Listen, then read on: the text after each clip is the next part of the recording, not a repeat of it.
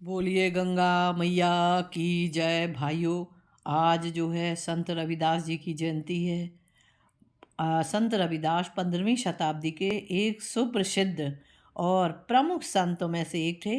रविदास का एक महान संत और समाज सुधारक के रूप में, ईश्वर के अनुयायी और दर्शन शास्त्री और एक महान समाज सुधारक के रूप में माना गया है। निर्गुण परंपरा के प्रमुख संत कबीरदास की तरह रविदास का कोई प्रमाण जीवन का उपलब्ध नहीं है।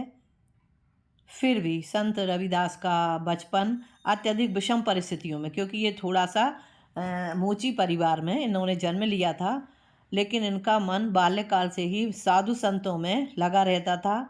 और ये नाभा दासकृत भक्तमाल के अनुसार रामानंद के 12 शिष्यों में से रविदास का नाम भी आता है। जो रामानंद जो है कबीरदास के गुरु थे, उन्हीं गुरु के ये शिष्य माने जाते हैं। हर वर्ष माघ महीने की पूर्णिमा तिथि को गुरु रविदास की जयंती मानी जाती है। तो भाइयों, आज 12 फरवरी 2025 है। तो इस तरह से आज हमारे गुरु रविदास जी की जयंती है और इसे सभी लोग बड़े हर्षोल्लास के साथ मनाते हैं। और गुरु रविदास जयंती को मनाने के लिए विभिन्न देशों से श्रद्धालु आते हैं और सभी पवित्र नदी में संगम में स्नान करते हैं। और भाइयों, आजकल जो है महाकुंभ प्रयागराज का चल रहा है, तो सभी लोग जो है और महत्व से इनका जन्मदिन मना रहे हैं। और इस दिन विभिन्न स्थानों पर भंडारे किए जाते हैं और दान पुण्य भी किए जाते हैं।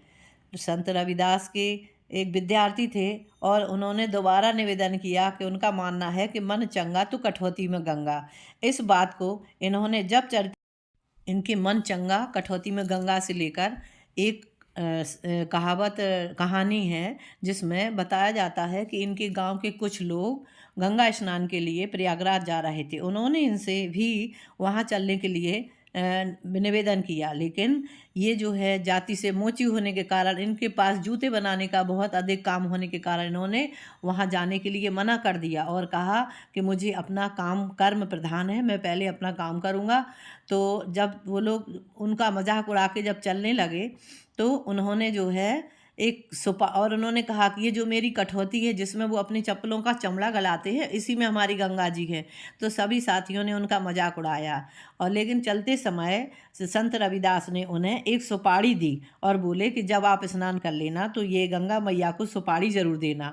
तो जो उनके साथी लोग थे उन्होंने स्नान किया। गंगा जब वहाँ स्नान करके पूजा पाठ करके चलने लगे तो उन्होंने वो सुपारी ली और गंगा मैया की तरफ बड़े अनमने ढंग से फेंक दी, उछाल दी।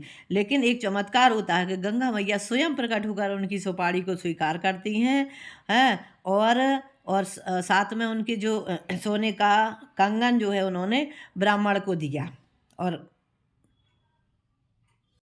द्वारा वो कंगन दिए जाने पर उस ब्राह्मण ने उस कंगन को उसी नदी में फेंक दिया और वापस आकर संत रविदास से कहने लग पूरा समाचार सुनाया। और उन्होंने कहा कि अगर तुम्हें इस गंगा माँ पे इतना भरोसा है तो तुम इस अपनी कठौती में से अपना कंगन ढूंढ लो।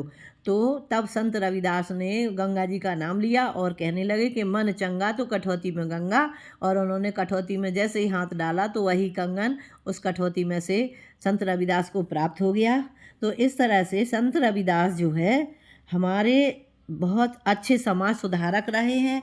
इन्होंने समाज को बहुत भक्तिपूर्ण वो दिया है और इनके लिए मतलब इन्होंने कहा है कि शरीर को आत्मा से पवित्र होने की ज़रूरत है, ना कि किसी नदी और तालाब में नहाने के लिए।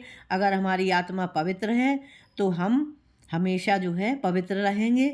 इस तरह से इन्होंने जो है हम समाज को संदेश दिया और आज हम हमेशा इनको इसी तरह से याद करते रहेंगे। बोलिए संत रविदास की जय।